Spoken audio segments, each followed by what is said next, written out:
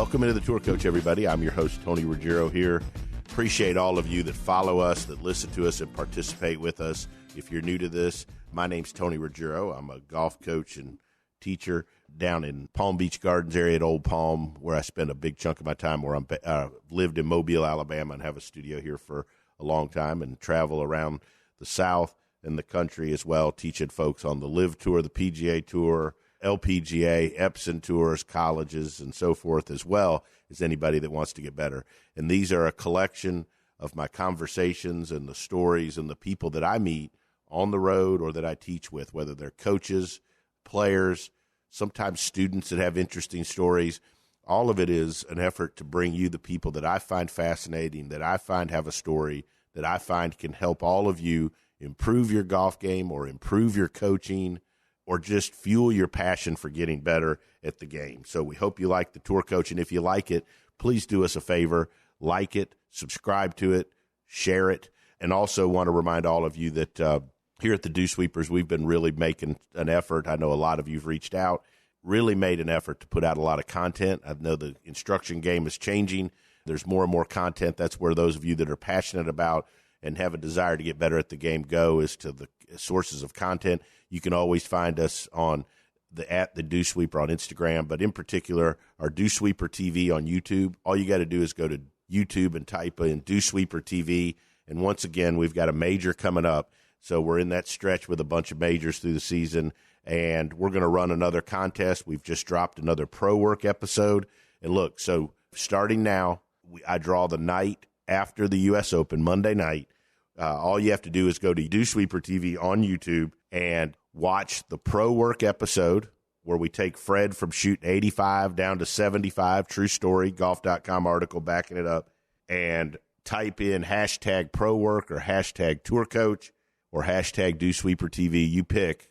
And on that Monday, I'm going to take from all the people that watch and comment, that signs you up for the contest, and I'm going to draw for another set of Srixon irons that fit you, your choice, a Vineyard Vines gift pack, or a Wingman Mini. And then this time I'm even going to throw in a hat, a cool-looking hat from the folks at Epic Western. And I'm going to tell you what, when I get done getting through the Monday before the U.S. Open, we got 4 of our students in sectionals trying to earn their way into the U.S. Open.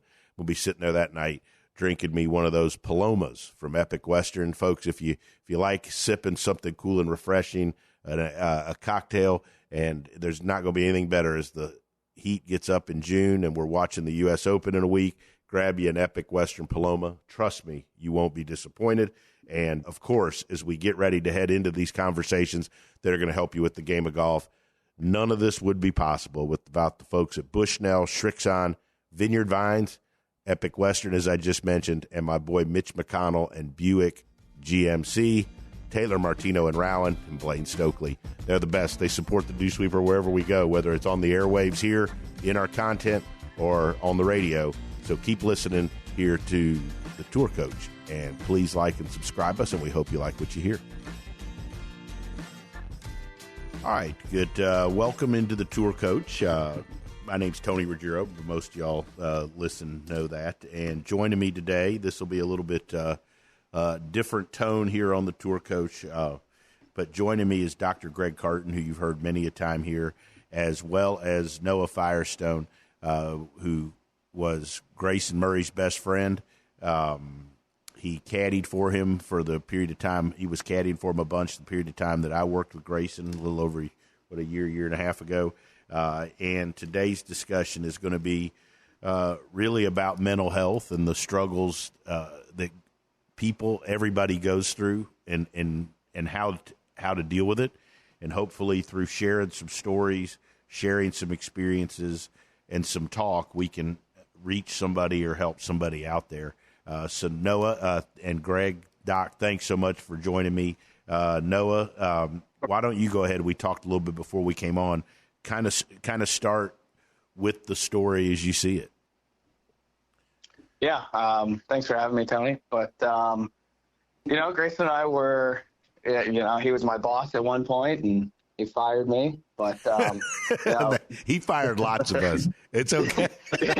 Exactly. But, more than that, Grayson, I I was going to be in his wedding. He was going to be in mine. So he was somebody that, I talked to daily, and just him and I became brothers. And, it's been a hard week, but I know that he would want me to do this and like put light on his life and, try to help others through that. And so I'm going to take the time to do that. And, let's try to help people as best as we can. But, the thing about Grayson is that everyone saw him on, TV, and, he just won in Sony, and he was always so selfless. And, after his win, if you haven't watched his interview, go on YouTube, watch it. Everyone was just drilling him with the questions about, sobriety and, how he's overcome some of the demons like that. And, he was always so open to try to help people, but deep down, he was still struggling himself. He put up that kind of front, like, yeah, I have everything. But then, to someone like me and his other close friends, he was still struggling. And that just shows that, like, fame and success isn't always like what it's cracked up to be.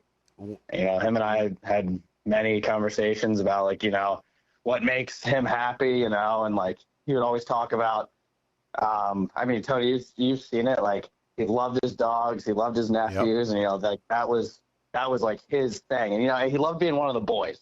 Right. No, for sure. We had plenty of good dinners, and things. And as you know, and as we discussed, and I had shared with Doc, when we quit working, it wasn't a bad thing, right? We stayed friends. We still texted. I still texted and checked on him every couple of weeks. He reached out a few times when he needed something. And in fact, at the PGA, he came up and gave me a hug. And one of the things I wanted to talk about, and Doc, you talked about this before we went on, was one of the, when I was reading all the responses when it was announced that he had passed and all the stuff on social media, one of the biggest things I saw was everybody going, but he had just won. And man, he was having the best year. Like, and I think that there's this, I don't know if misunderstanding is the right word, but Doc, that like if people are, there's this thought that if people are winning and everything's going good on the golf course or in life or whatever, you could put any profession, that they've got to be doing okay and that they're happy. Right. And I think that was, and Noah, that after Doc talks, you could attest that, like, just because he was playing better didn't necessarily mean he was okay. And I think people don't necessarily separate and understand that. Mm-hmm. No, that's couldn't be more true. Interesting, in our work over the last 10, 15 years has been such a massive shift from, all right, let's go out and help people perform better. Right? And what I've realized over the years is that people necessarily don't want that or need that.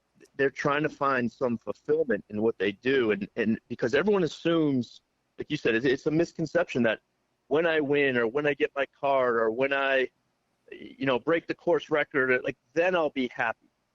So like we put our heads down and we grind and we're miserable and then we achieve our goals and then it doesn't bring us the joy that we thought. And then we're sitting there like, wow, not only did I waste all that time, but we're constantly searching for things that are going to make us happy. And this, in a really sad way, is an example of that, right? Like there was this, like you said, all these comments, oh, well, what happened? He won. He should be happy, right? And a lot of the work, I do with kids is now based on, let's connect with some of the things that you really love about golf or really love about your life and have a little bit more balance. And because winning and getting a Division I scholarship and all these things aren't going to bring you the happiness that you think. And it's a really sad to see.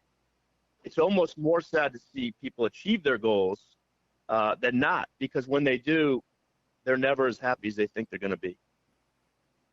Yeah, I totally agree. Like I saw it after Hawaii, like those first couple of days, it was like all like, I just won, I get to go to the Masters. All these things come. And then, him and I talked, a week or two after, and then he's just like, yeah, just back out on the course, doing this, doing that. And it's like, I could tell that it wasn't like the fulfillment, like, I mean, yes, he was happy, but he was still searching, like you said, he was searching for that like deeper, like I wake up and, I'm happy with myself. I'm happy with the people around me. And like, that's what he was still searching for. And, and that's the thing. The people, like you said, on social media, they just see, because they can go on his bio and, you look up and it's like, okay, you made X amount of dollars this year. You have this, you're playing in this. And people are like, okay, they have it together.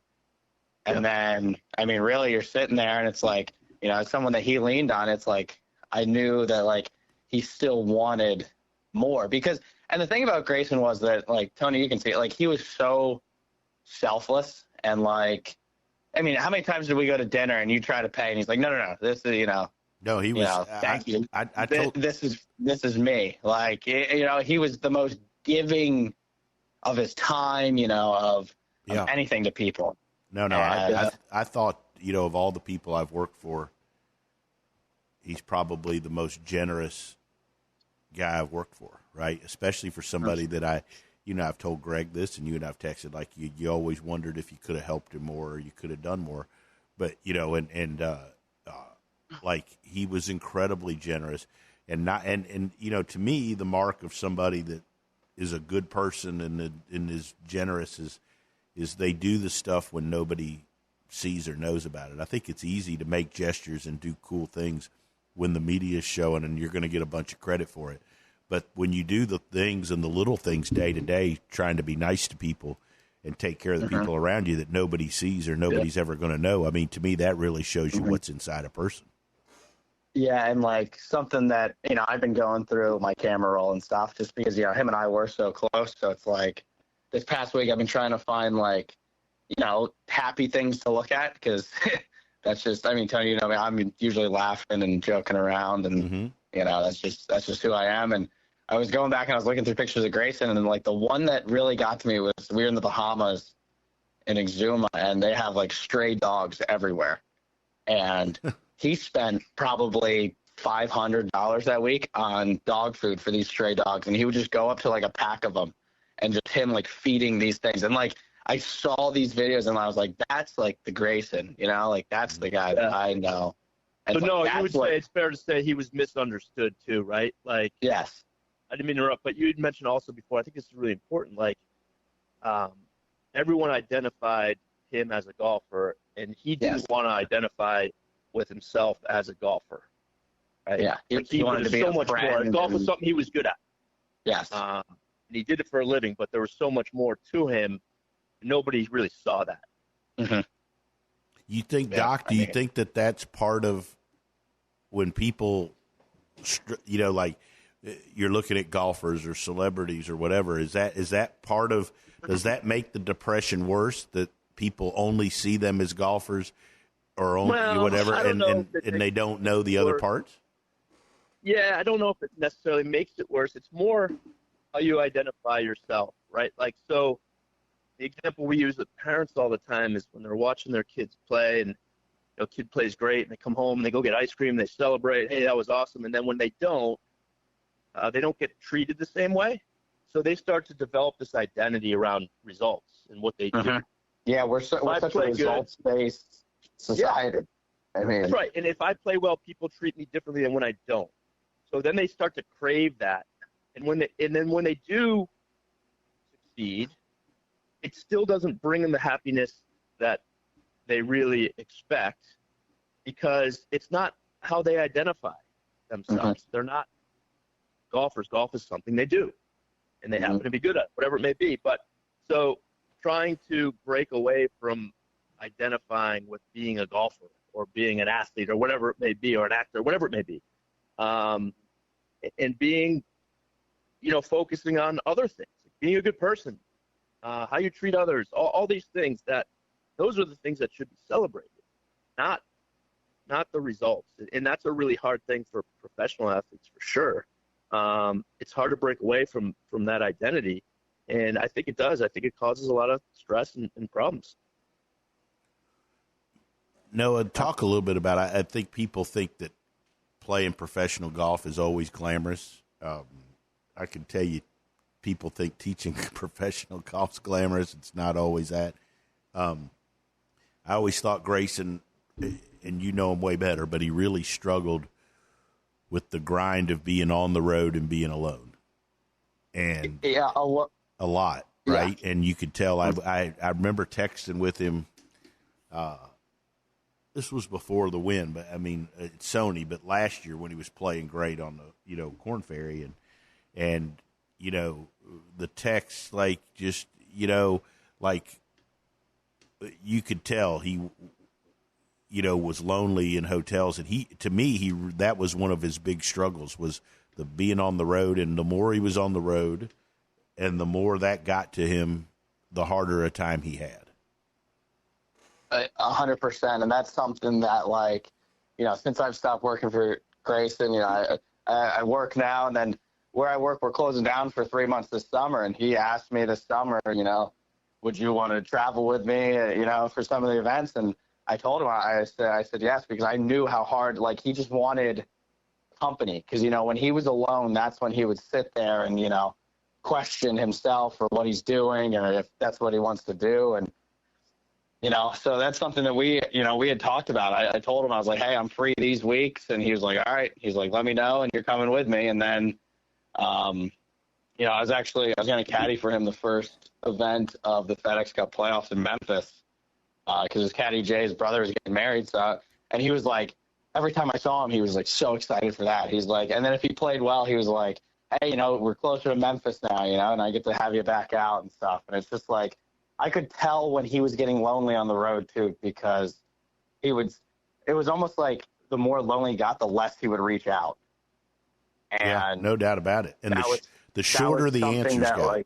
The shorter the answers.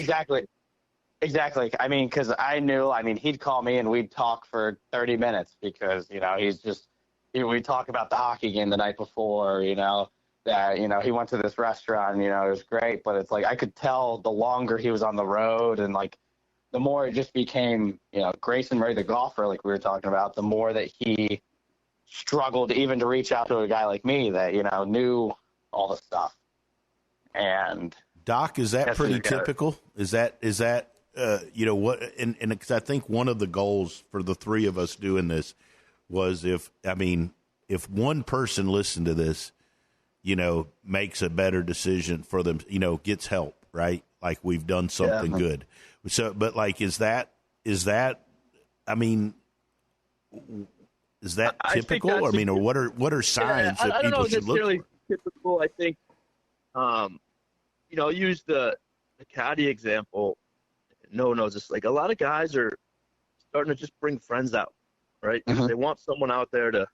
Well, look at this past week. McIntyre had his dad on the bag because he missed it. Exactly. And then they won. And this is becoming a trend, I think, that people are realizing they need someone else out there with them. And I think that's why, over the last how many years also, like, there's more of a team aspect out there. Mm-hmm. People surround themselves with people they like and trust, because it is such a grind and it's so lonely out there. Obviously, it's different in team sports because that's already built in. Like, you're out there with a bunch of your friends, but golf doesn't provide that necessarily. And I think, the shift in guys, hiring their friends to caddy for them, not because they're good caddies, but because they're good people and they like being around them, and it gets them away. And I think that's the other message too. Like, it's okay to get away while you're playing. Like, get away and do other things. You don't have to be focused on golf all the time, and because it just grinds people down. I mean, there are some people that certainly are built for that and enjoy that part of it, but most people don't. Right. And I know a lot of guys out there who aren't happy with that lifestyle. I think most of the people that we would say, where you say, oh, that guy's just built for it. In the end, though, you don't necessarily know mentally, like, how fulfilled, and emotionally how fulfilled are they really, right? I mean, we're saying they're just built for it and it's turned out okay because they've had a great career. We don't necessarily know that that when they're sitting by themselves at home alone, that they're very happy, right? That's right. And I think we assume they get won't bring them that. Right. And I think that's an really important message. Like, it never will bring the fulfillment that you need or you're searching for.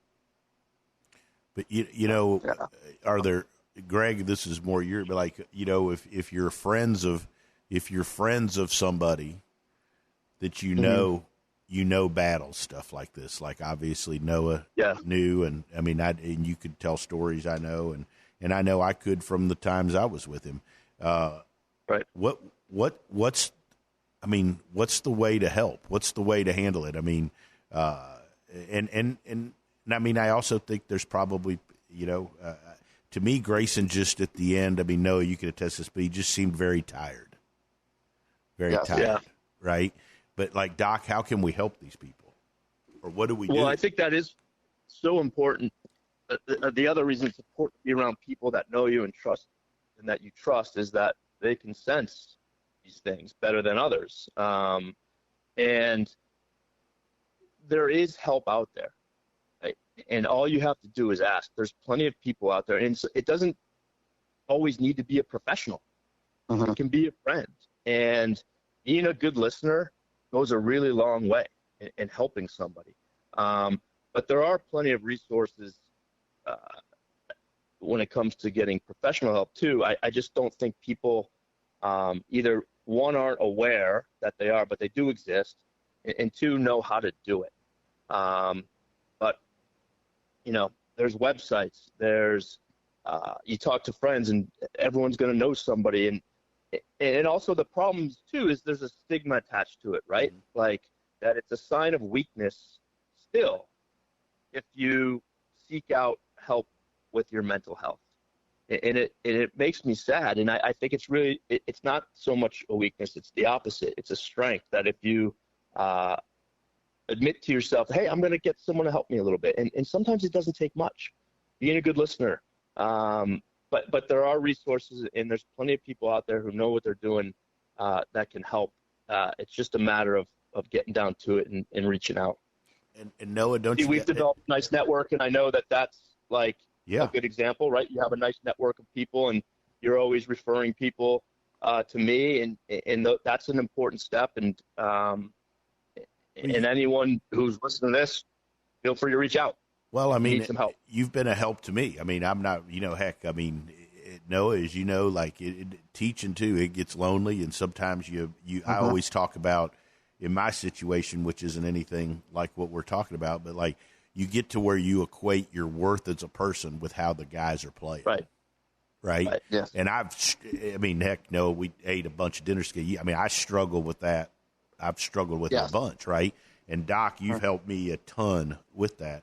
But I think you're a good example about with this, in that you've been successful in your career, but that doesn't bring you the happiness that you derive. It's from sitting around with people and shooting the shit and having a good time.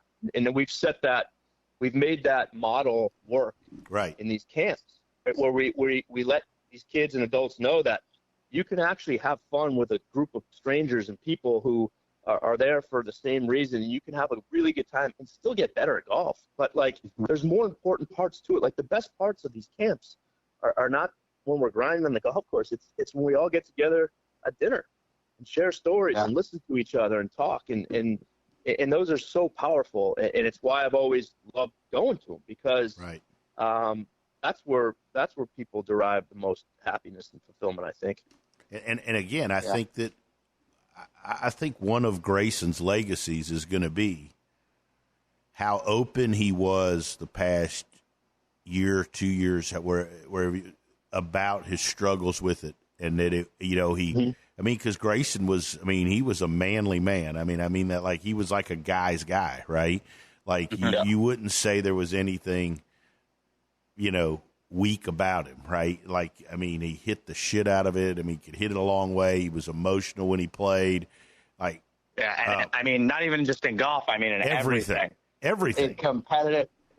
You saw it down in Dominican with us. Yeah. We're doing ball rolling contests to the hole, just to see who was going to buy dinner and stuff. It was always like, yeah. And that's a good way to describe it. Like, he was just so, he was like a guy, he wanted to just go out there and, if it meant beating me rolling a golf ball, then that's like, that was him. And I think that his I think that, like, the fact that he was like that, but was so open about his struggles, and you know, if anybody listens to looks at his interviews on YouTube, like you talked about, Noah, like, they'll see that, like, you know, hey, it's okay to talk about it, and it's okay to ask for help. Yeah. Right. And I hope that's what his legacy is. And Noah, I know you guys, you're involved with the family and friends and are doing some stuff to try to help in his legacy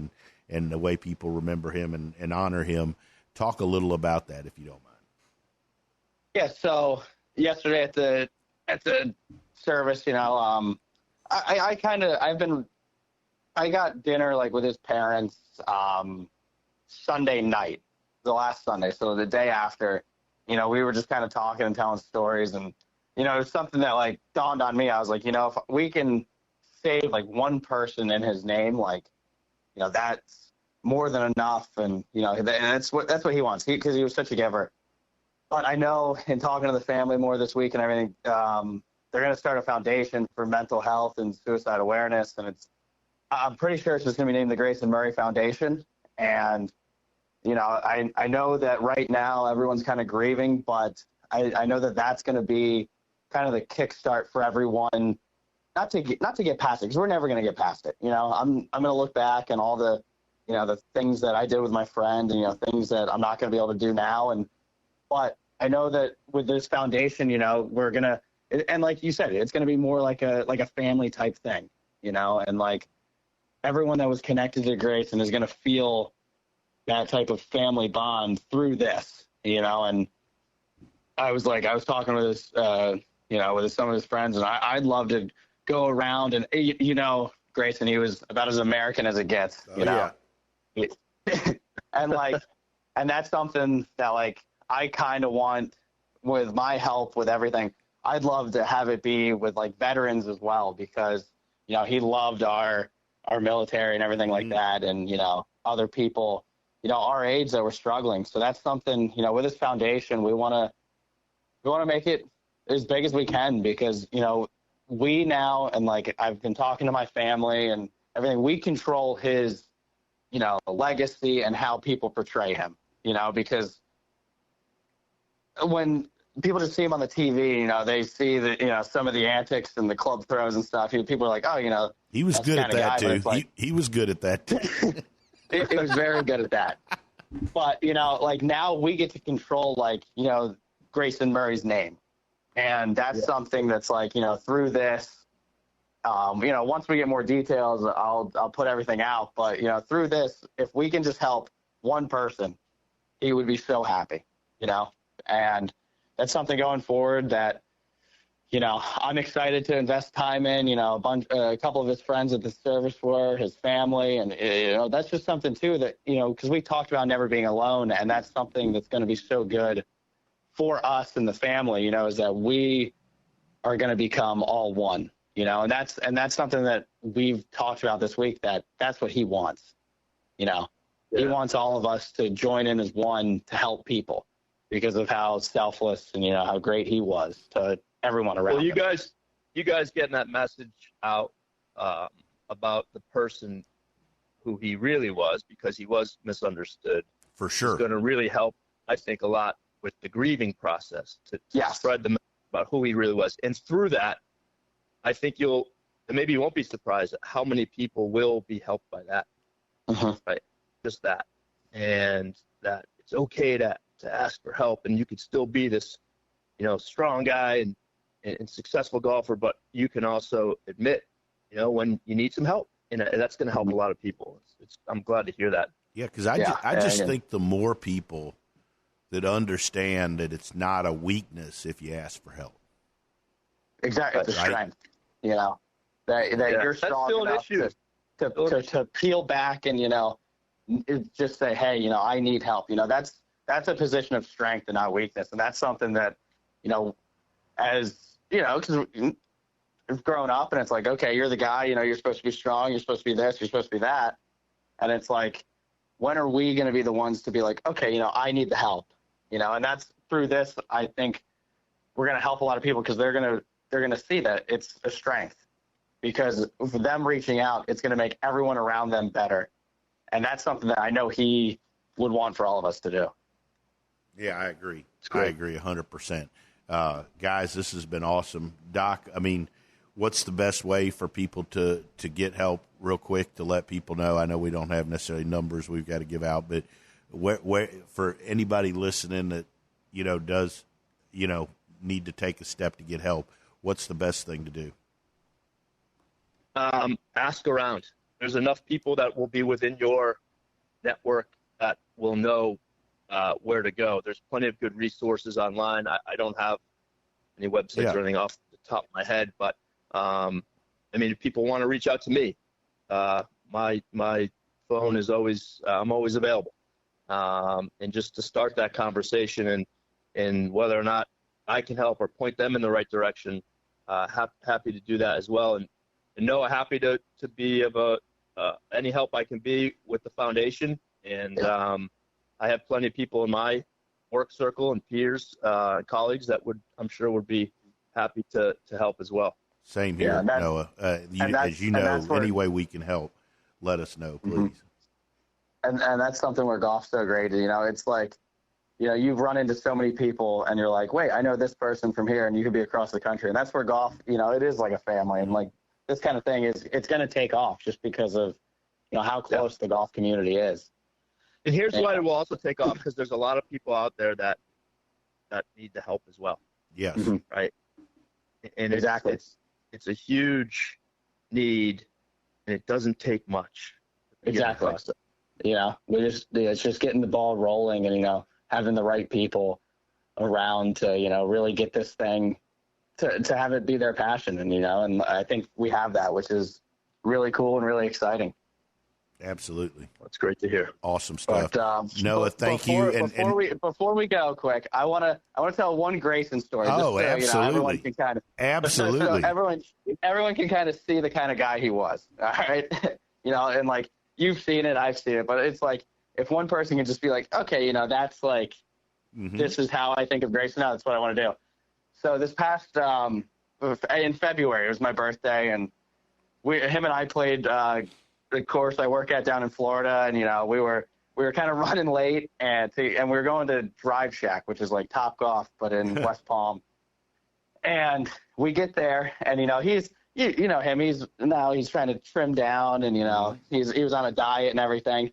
Well, we get there, and there's like cupcakes and all these different things, and I've never seen the guy like just smile more, because as he's eating cupcakes, and he's the first guy to dive into like the fries and everything. And then I remember I have a video of him that when I was looking through, I was like, this is so great.